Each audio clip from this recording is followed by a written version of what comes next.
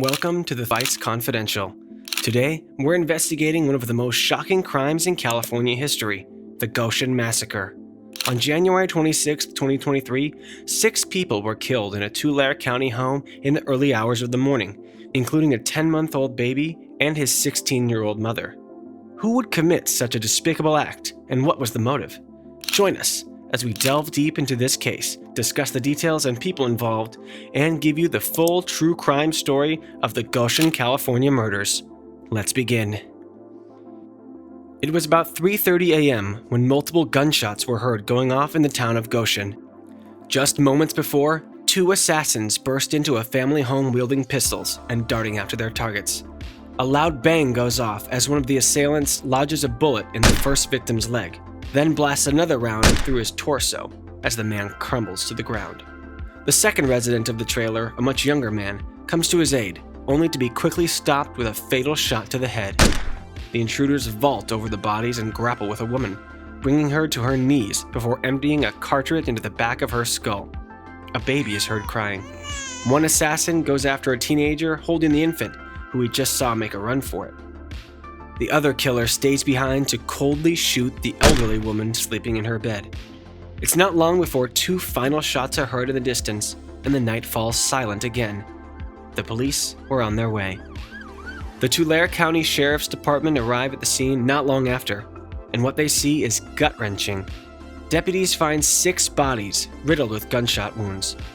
Their investigation uncovers that Eladio Parraza Jr., 52, was killed first, followed by Marcos Parraza, 19, and Jennifer Anala, 50, who was killed in her sleep. Rosa Parraza, 72, was shot in the head while on her knees just beside her bed. Alyssa Parraza and 10-month-old Nicholas were the last to die. Before we get into who's behind this, let's learn about the small, rural California town that was the setting for these savage killings. Also, be sure to subscribe to Vice Confidential for more true crime story content. Goshen is a small, unincorporated community located in the San Joaquin Valley in central California. It's situated in Tulare County, just south of the city of Visalia and west of the city of Tulare. The community has a population of around 3,000 people and covers an area of approximately 1.5 square miles. Goshen was founded in the late 1800s as primarily an agricultural community. It was named after Goshen, Connecticut, the hometown of the founder's wife. Today, the community is still largely agricultural, with crops including cotton, citrus, and grapes being grown in the surrounding area. The town is also home to several small businesses, including restaurants, gas stations, and markets. There's a small park in the community, as well as a public library. The community is served by the Tulare County Sheriff's Department and has a volunteer fire department. Goshen is located near several major highways, including State Route 99 and State Route 198, which provide easy access to nearby cities such as Fresno and Bakersfield. The community is also close to several recreational areas, including the Sequoia and Kings National Parks and the Sierra Nevada Mountains. Unfortunately, Goshen and the surrounding areas also have a history of violent crime and gang activity. In 2020, the violent crime rate in Tulare County was 439 incidents per 100,000 residents, compared to the national average of 366 incidents per 100,000 residents. Property crime was also higher than the national average, with 2,850 incidents per 100,000 residents, compared to the national average of 2,109 incidents per 100,000 residents. The Tulare County Gang Task Force has identified several active gangs in the county, including the Norteños and Serenos, which are affiliated with larger statewide or national gangs. These gangs have been known to engage in a variety of criminal activities, including drug trafficking, extortion, and violent crime. The Norteños and Serenos are 2 major rival street gangs that originated in California and have since spread to other parts of the United States and Mexico. Both gangs are primarily made up of individuals of Mexican or Hispanic descent, and they have a long history of violent conflict with each other. The Norteños, whose name means Northerners in Spanish, originated from the northern part of California and are affiliated with the larger Nuestra Familia prison gang. The gang's primary color is red, and the members often use the number 14 to represent the gang, N for Norteño, which is the 14th letter of the alphabet. The Norteños are known for engaging in a variety of criminal activities, including drug trafficking, robbery, and murder. The Sureños, whose name means Southerners in Spanish, originated from the southern part of California and are affiliated with the larger Mexican Mafia prison gang. The gang's primary color is blue, and members often use the number 13 to represent the gang, M for Mexican Mafia, which is the 13th letter of the alphabet.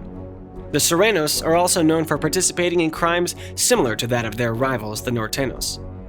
Both the Norteños and Sureños have been identified as major organized crime groups by law enforcement agencies, and members of both gangs have been involved in high-profile criminal cases across California and the United States. The rivalry between these two gangs has been responsible for a significant amount of violence, particularly in California and other parts of the western United States. Now that we've gotten some background on Goshen and the strong gang presence that continues to remain, let's get back to the aftermath of the murders. The suspects were identified by police as Noah David Beard, 25, of Visalia, and Angel Nanu Uriarte, 35, of Goshen, both Norteño gang members. During the news conference, Sheriff Mike Bordeaux played a disturbing surveillance video which showed Alyssa Parraza attempting to escape the killers with her infant son. Viewers watched in horror as she carried the baby over a fence before crossing over herself, all while being pursued by a dark figure with a gun. Sheriff Bordeaux informed the press that shortly after the video had cut off, both Alyssa and the baby had been shot in the back of the head. It was clear that the suspects were cold-blooded murderers. Also during the chase, a woman close by was making a frantic call to 911. "They shot my boyfriend. They keep shooting outside," she says. "I don't know if they're still here. I'm scared. Please hurry, please. I don't know where they are now." "They're still shooting." "They're still shooting?" asked the dispatcher. "Yes," the woman answers. "Hurry, please. They're coming back. They're coming back. They're coming back." "Who's coming back?" "The guys," the woman says. "Do you hear them? Someone else is screaming now." Shots are heard on the recording. "That's them," the woman says, gasping. "They're shooting in the house." The woman on the 911 call survived the attack by hiding in a trailer. Sheriff Bordeaux shared some shocking details that made the homicides even more tragic. Prior to the date of the attack, Alyssa Parraza had been involved in a long custody battle over her son, after he was taken away by child welfare services due to his mother being unable to provide sufficient care at the time of his birth. On January 13th, Alyssa had finally received full custody of Nicholas. 3 days later, they were both killed.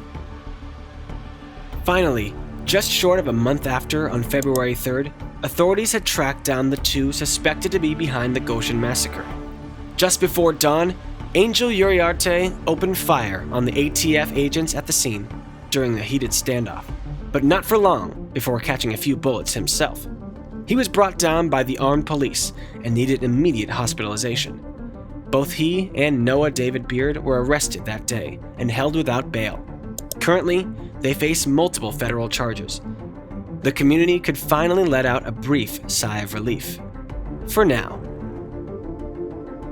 So, what brought Beard and Uriarte to commit such senseless killings?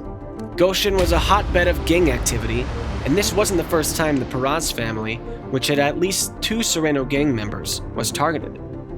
Back in 2014, Uriarte was arrested for the shooting of the girlfriend of Eladio Parraza, one of the victims of the massacre which was to happen 9 years later. Parraza told deputies at the time that his family and Uriarte had a, quote, extensive history and feud, unquote. Uriarte pleaded no contest to assault with a firearm and a gang enhancement. He served 5 years of a 7-year prison sentence. Both of the killers have a long record with law enforcement in Tulare County. In October 2021, Beard was arrested by the Visalia police and charged with carrying a handgun and cocaine. That case is still pending. At the time of the arrest, Beard was also a fugitive, having violated probation in Kansas's Wyandotte County, where he was convicted of aggravated robbery.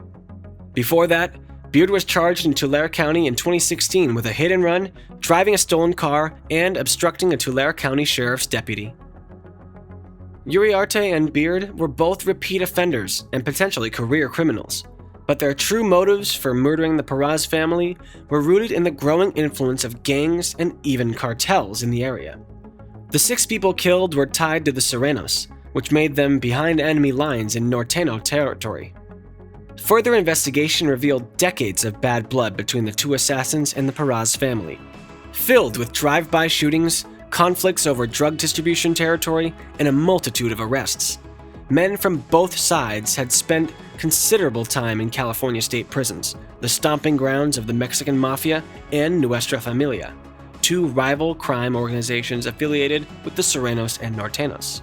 These gangs were fighting over Goshen, a prime piece of drug market real estate. In the early morning hours of January 16th, this conflict spanning many years had come to a critical boiling point. Thanks to DNA analysis, the ATF were able to quickly gather the evidence needed to hopefully put the two suspects away for a long time, maybe even forever. But for many people in the Goshen community, that wasn't enough. At one point during the Goshen murder investigation, Sheriff Bordeaux made a direct request to Governor Gavin Newsom, asking him to lift the ban on the death penalty in cases where small children were killed. His request was denied. Even though Uriarte and Beard are now behind bars and awaiting their sentencing, the residents of the small, impoverished farming towns that span San Joaquin Valley know this isn't an end to the violence. Since the early 80s, Goshen has been riddled with drugs, human trafficking, guns, and out-of-control crime, which prompts the question, do police have any power to change the situation? With most of the population earning subsistence wages from manual labor and children having little to do after school, gang culture keeps a firm grip on its influence of the youth population.